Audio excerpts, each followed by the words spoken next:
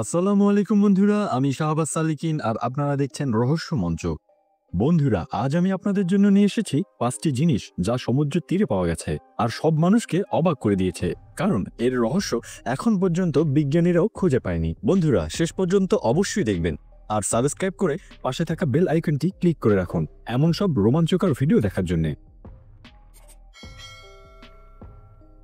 ইউলোবালস সমুদ্রের তীরে ঘুরতে আসা কিছু মানুষ দেখতে পায় এই হলুদ রঙের জিনিসটি, যা কিনা পুরো বিচ জুড়েই ছড়িয়েছিল। এটা কি জিনিস সেটা কেউ বুঝতে পারছিল না, আর তাই এর কাছে যেতেও মানুষ ভয় পাচ্ছিল। তবে এটা বোঝা যাচ্ছিল যে এটা গভীর সমুদ্র থেকে ভেসে এসেছে।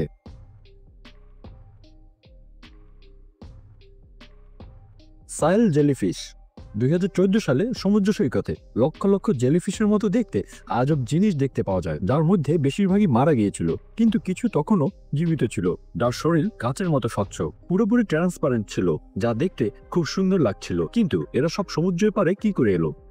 অনেকে মনে করেন জোরালো ঝড়ে এদেরকে কিনারায় নিয়ে এসেছে। এটা জেলিফিশের মতো বিষাক্ত নয়, তবে একে ছুঁয়ে দেখবার পর আপনার আঙুল দিয়ে চোখ ধরলে আপনার ভীষণ চোখ জ্বলবে, তাই একে কখনো দেখলে ভুলেও ধরতে যাবেন না। জায়ান্ট স্নোবল রাশিয়ার সাইবেরিয়া এলাকায় একদিন লোকজন এমন অদ্ভুত জিনিস দেখে অবাক হয়ে যায়, কারণ সেখানে অনেক বরফের গোলা দেখতে পাওয়া যায়, যা সেখানকার মানুষদের জন্য অবাক করার মতোই ছিল, কারণ এমন তারা আগে কখনো দেখেনি। কিছু বরফের গোলার আকার তো মানুষের থেকেও বড় ছিল। এটা এমনই মজবুত ছিল যে এটাকে ভাঙা যাচ্ছিল না, বরাত দিয়ে কাটতে হচ্ছিল। এটা এখন পর্যন্ত বিজ্ঞানীদের কাছে রহস্য হয়ে রয়েছে।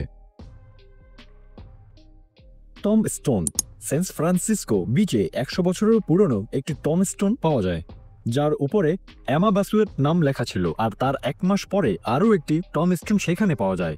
এরপর সেখানে আরও অনেক টম স্টোন দেখতে পাওয়া যায়। ধারণা করা হয় এগুলি কোনো কবরস্থানের, যা কিনা পানির স্তর বাড়াতে সমুদ্রের তলে ডুবে গিয়েছে।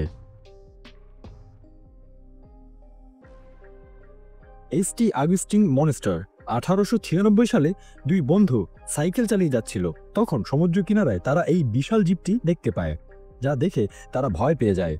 প্রথমে তারা মনে করে যে এটা একটি বিশাল তিমি মাছ, পরে কাছে গিয়ে দেখে এটা তিমি মাছ নয়, অন্য কিছু।